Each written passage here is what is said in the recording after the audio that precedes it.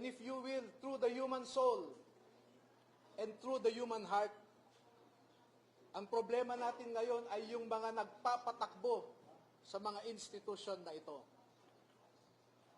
Wala po tayong ibang maaasahan ngayon na maglalabas ng katotohanan kundi tayong mga mamamayan din. Hindi natin maaasahan ang nasa gobyerno ngayon na ilabas ang buong katotohanan na walang pinagtatakpan.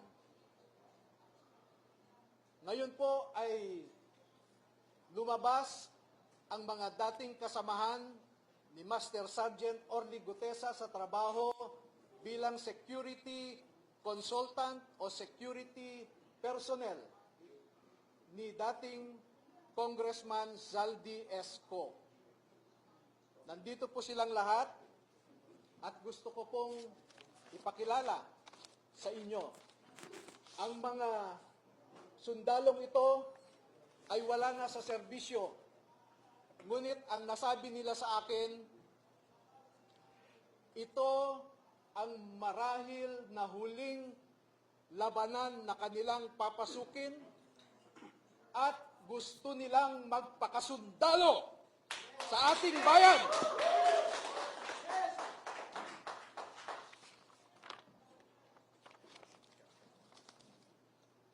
Tinatawag ko po ang isang magiting na Pilipino,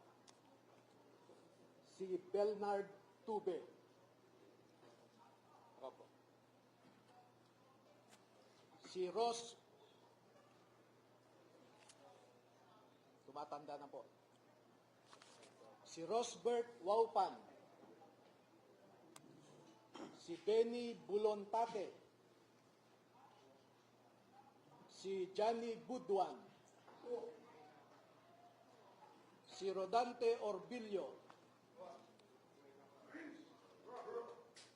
Rainy Boy Julian. Christopher Esquivel. George Villalon Jr. Robeo Romel Bobares. Gil Navidad Jr. Anselmo Taberdo. Walter Manalansan. Jolly Cadiao. Romel Galapon. Cecilio Laroder Jr. Bernard Gubban. Crisani Dado. At Fidel Corpus.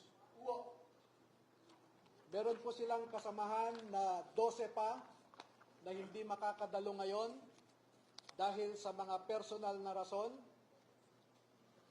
Ang dalawa ay meron silang kasama sa buhay na nagtatrabaho pa sa gobyerno at meron silang pag-aalinlangan na maaaring maapektuhan ang trabaho ng kanilang mga asawa.